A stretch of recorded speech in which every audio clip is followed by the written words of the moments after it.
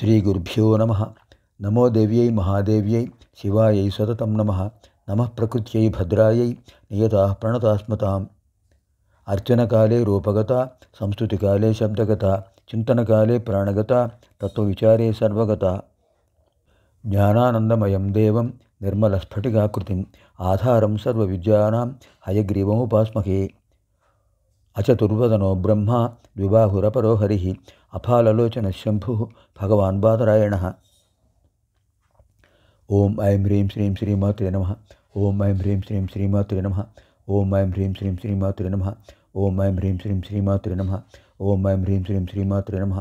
ఓం ఐం హ్రీం శ్రీం శ్రీమాత్రే నమః. ఓం ఐం హ్రీం శ్రీం శ్రీమాత్రే నమః. ఓం ఐం హ్రీం శ్రీం శ్రీమాత్రే నమః. ఓం ఐం హ్రీం శ్రీం శ్రీమాత్రే నమః. ఓం ఐం హ్రీం శ్రీం శ్రీమాత్రే నమః. ఓం ఐం హ్రీం శ్రీం శ్రీమాత్రే నమః. ఇప్పుడు మనం 110వ శ్లోకం ఉత్తరార్థం, 111వ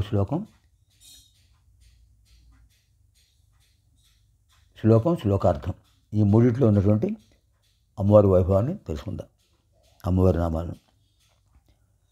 కిందటి కార్యక్రమంలో మనం వరుసగా మూలాధార చక్రం, స్వాధిష్టాన చక్రం, మణిపూర చక్రం, అనాహతం, విశుద్ధి, ఆజ్ఞ, సహస్రారం, ఈ చక్రాలు ఉన్నటువంటి చక్రాల స్థానాల్లో ఉన్నటువంటి లలితాంబ స్వరూపాలు సాకిన్యంబ, కాకిన్యంబ, లాకిన్యంబ, రాకిన్యంబ, డాకిన్యంబ, హాకిన్యంబ, యాకిన్యంబ.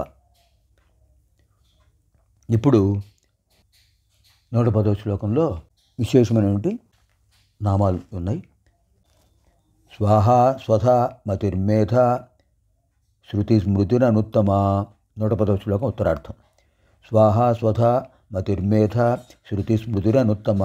స్వాహ స్వధ, స్వాహ ప్రథమం, స్వధ ద్వితీయం, మతి తృతీయం, మేధా చతుర్థం, శృతి పంచమం, స్మృతి షష్టం, అనుత్తమ సప్తమం. సప్తపది అయం శ్లోకార్థం. 111వ శ్లోకం. పుణ్యకీర్తి పుణ్యలభ్య పుణ్యశ్రవణకీర్తన పులోమజార్చిత బంధమోచని బంధురాలక. పులోమజార్చిత దగ్గర ఆపాలి. బంధమోచని ఒక నామం, అంటే పులోమజార్చిత బంధాన్ని మాత్రం చదవకూడదు, చాలా తప్పు, అలా చదవడం తప్పు, దోషం. అమ్మవారి నామాల మధ్యలో ఆపకూడదు. పులోమజార్చిత ఒక నామం, బంధమోచని ఒక నామం, బంధురాలక ఒక నామం. పుణ్యకీర్తి ప్రథమం, పుణ్యలభ్య ద్వితీయం, పుణ్యశ్రవణకీర్తన తృతీయం, పులోమజార్చిత చతుర్థం, బంధమోచని పంచమం, బంధురాలక షష్టం. షట్పది అయం శ్లోక. 111వ శ్లోకంలో 6 పదాలు ఉన్నాయి. ఇప్పుడు వరుసగా విశేషాలు చూద్దాం. స్వాహ, దేవతలకు ఆహుతి వేసేటప్పుడు స్వాహ అంటాం. అగ్నయే స్వాహ, వరుణాయ స్వాహ. స్వాహ అంటే సమర్పిస్తున్నాను, అగ్నిహోత్రుడికి నేను ఈ గోఘృతంతో కలిసిన నవధాన్యాలను సమర్పిస్తున్నాను, లేదా సమిధులను సమర్పిస్తున్నాను. ఇంద్రాయ స్వహ, ఇంద్రాయ తన్నోమ. దేవేంద్రుడికి నేను ఈ నవధాన్యాలు, గోఘృతంతో కలిసిన నవధాన్యాలను సమర్పిస్తున్నాను, నా మమ్మ నాకు అక్కర్లేదు. ఇలా మంత్రాలు చెప్తూ చేసేప్పుడు స్వాహ అంటారు, అంటే సమర్పిస్తున్నాను అని అర్థం. ఈ స్వాహ రూపం అమ్మవారి యొక్క రూపమే, అంటే దేవతలను ఆహ్వానించేటటువంటి ఒక ఆహ్వాన స్వరూపం స్వాహ. అది అమ్మవారి యొక్క శక్తి. ఇంకా రెండవది స్వధ. స్వధ అనేటటువంటిది పితృదేవతలకు ఇచ్చేటటువంటి స్వధ. పితృదేవతలకు ఇచ్చే, అంటే ఇక్కడ ఇంకొక విషయం చెప్పుకోవాలి. దేవతలకు మనం తర్పణాలు ఇస్తుంటాం. స్వాహ గాయత్రీం తర్పయామి, నిమృయం తర్పయామి, సావిత్రిం తర్పయామి అని నీళ్లు, ఉద్ధరణతో నీళ్లు తీసుకుని సరిగ్గా ఈ 4 వేళ్ల మీదుగా బొటన వేళ్ళు తగలకూడదు. ఈ 4 వేళ్ల మధ్య నుంచి వరుసగా నీళ్లు దేవతలకు తర్పణ ఇవ్వాలి. ఇది స్వాహ.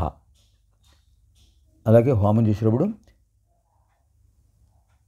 ఈ 3 వేళ్ళు బొటన వేలు, ఈ 3 వేళ్ళు ముఖ్యంగా తర్జని కనిష్ట ఆపేసి అనామిక మధ్యమ అంగుష్టం, ఈ వీటితో ఇలా పట్టుకుని నవధాన్యాలు వేస్తుండాలి, లేదా మూలిక ఆవులతో ముంచి వేస్తుండాలి. అప్పుడు స్వాహ అంటాం. ఇప్పుడు పితృదేవతలకు ఇచ్చినప్పుడు ఏం చేస్తాం? బొటన వేలు ఇది బొటన వేలు, ఇది తర్జని చూపుడు వేలు. ఈ 2 వేళ్ల మధ్య నుంచి నువ్వులు నీళ్లు కలిపి ఇలా వేస్తాం. ఆ యజ్ఞోపేతం అపసవ్యం చేసుకుని నడుముకు కండువా చుట్టుకుని 2 వేళ్ల నుంచి వసురూపం పితరం స్వధా నమః తర్పయామి అని స్వధా పదాన్ని ఉచ్చరిస్తాం. స్వధా అన్నా కూడా సమర్పించడమే.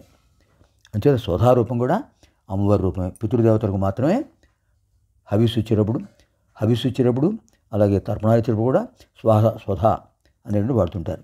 ఇంకా అమతి అనేటువంటి 3 అక్షరాలు ఉన్న పేరు. ఈ అమతి అంటే ఆచార్యుడు అని అర్థం. ఆత్మజ్ఞానాన్ని ప్రసాదించే ఆచార్యుని పేరు అమతి అంటారు. ఇది వైదిక పరిభాష. అలాంటి స్వాత్మ విజ్ఞానాన్ని కలిగించే అమ్మవారికి నమస్కారము. మేధ అంటే ధారణాశక్తి ఎంత బాగా ఉంటే అంత గొప్పది.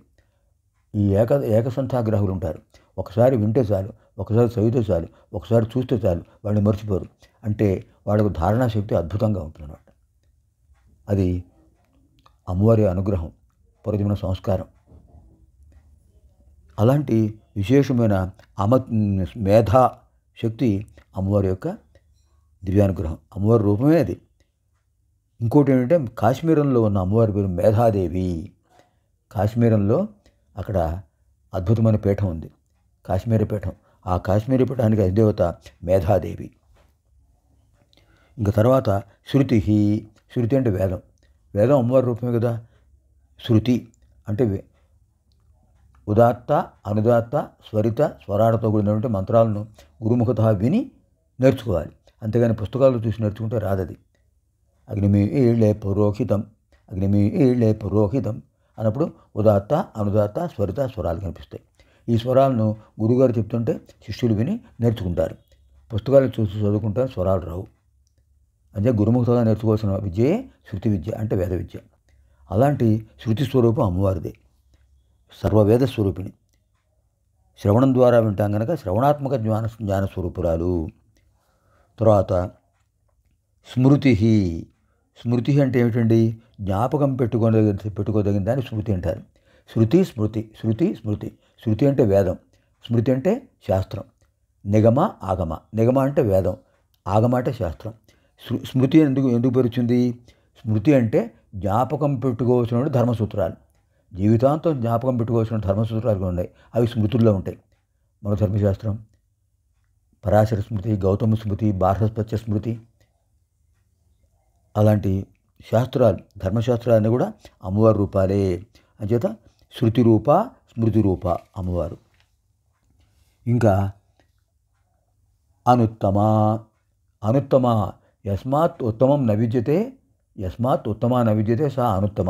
ఎవరికంటే ఉత్తమ స్థానం ఎవరు పొందలేదో అటువంటి ఉత్తమ స్థానంలో ఉన్నారుగా అనుత్తమ అంటే అమ్మవారే. అందరికంటే ఉత్తమ స్థితిలో ఉన్నారు. సర్వశ్రేష్ఠ మణిద్వీపంలో ఉంటారు. తర్వాత పుణ్యకీర్తి అంటే పవిత్రమైన కీర్తిని అనుగ్రహిస్తారు అమ్మవారు. సంకీర్తన వల్ల కీర్తి వస్తుంది. పుణ్యలభ్య అంటే ఏమిటి? ఎంతో పుణ్యం చేస్తే కానీ అమ్మవారి నామాన్ని ఉచ్చరించలేం, అమ్మవారి దర్శనం కలగదు, శ్రీచక్రాన్ని పూజించలేం, శ్రీ విద్యోపాసన చేయలేం. అంచేత పుణ్యంతోనే అమ్మవారి యొక్క అనుగ్రహం లభిస్తుంది. పుణ్యశ్రవణ కీర్తన అంటే పుణ్యశ్రవణం అంటే ఏంటి? పుణ్యాన్ని కలిగే శ్రవణం ఏమిటండి?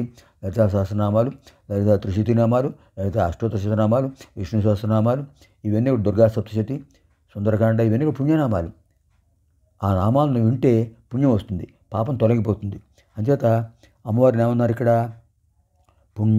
పుణ్యశ్రవణ కీర్తన అని చెప్పారు. పుణ్యశ్రవణ కీర్తన అని చెప్పారు. ఇంకా ఏం చెప్పారు? పులోమజ అర్చిత. పులోమజ అంటే శచీదేవి, ఇంద్రుడి భార్య. ఇంద్రుడి భార్య శచీదేవి ఎప్పుడూ అమ్మవారు ధ్యానిస్తుంటారు. అమ్మవారి యొక్క పరమభక్తురాలు ఆవిడ. అంటే పులోమజ అర్చిత, పులోమజ చేత అర్చించబడిన వారు. బంధమోచని, ఇంకా మన అనేక రకాల బంధాల్లో చిక్కుకుంటాం. అహంకారం, మమకారం, ఇలాంటి కామక్రోధ లోభ మోహ మద మాత్సర్యాలు, ఈ బంధాలు చిక్కుకుంటాం. అంటే అమ్మవారిని స్మరించి అమ్మ బంధవిముక్తి కలగజేయండి అంటే అమ్మవారు తక్షణమే నామం చదవగానే బంధవిమోచనం చేస్తారు. అలాంటి నామం బంధమోచని. ఇంకా బంధుర అలక అంటే ముంగురులు. అమ్మవారి కేశ సంపద గొప్పది. ఆ కేశం యొక్క ముందు పడే కురులు ముంగురులు. అమ్మవారి కేశములు ముందు పడి ఉంటాయి లాలాట స్థానంలో. అవి దట్టంగా ఉన్నాయి. బర్భర అలక, బాగా నల్లగా ఒత్తుగా ఉన్నటువంటి ముంగురులు కలిగిన వారు కనుక బర్భరాలక. దీంతో మనకు 111 శ్లోకం పూర్తయింది. ఇప్పుడు అమ్మవారి నామాలు చెప్పిద్దాం. ఓం ఐం హ్రీం శ్రీం స్వాహాయై నమో నమః. ఓం ఐం హ్రీం శ్రీం స్వధాయై నమో నమః. ఓం ఐం శ్రీం శ్రీం మత్స్యై నమో నమః. ఓం ఐం శ్రీం శ్రీం మేధాయై నమో నమః. ఓం ఐం హ్రీం శ్రీం శృత్యై నమో నమః. ఓం ఐం హ్రీం శ్రీం స్మృత్యై నమో నమః. ఓం ఐం హ్రీం శ్రీం అనుత్తమాయై నమో నమః. ఓం ఐం హ్రీం శ్రీం పుణ్యకీర్త్యై నమో నమః. ఓం ఐం హ్రీం శ్రీం పుణ్యలభ్యాయై నమో నమః. ఓం ఐం హ్రీం శ్రీం పుణ్యశ్రవణ కీర్తనాయై నమో నమః. పుణ్యశ్రవణ కీర్తన పుణ్యమైన నామాలు వినటం. నికీర్తనాయై నమో నమః. ఓం ఐం హ్రీం శ్రీం పులోమజార్చితాయై నమో నమః. ఓం ఐం హ్రీం శ్రీం బంధమౌచన్యై నమో నమః. ఓం ఐం హ్రీం శ్రీం బంధురాలకాయై నమో నమః. సర్వేభ్యः లలితాపరాభట్టారికా దివ్యానుగ్రహప్రాప్తిరస్తు. స్వస్తి.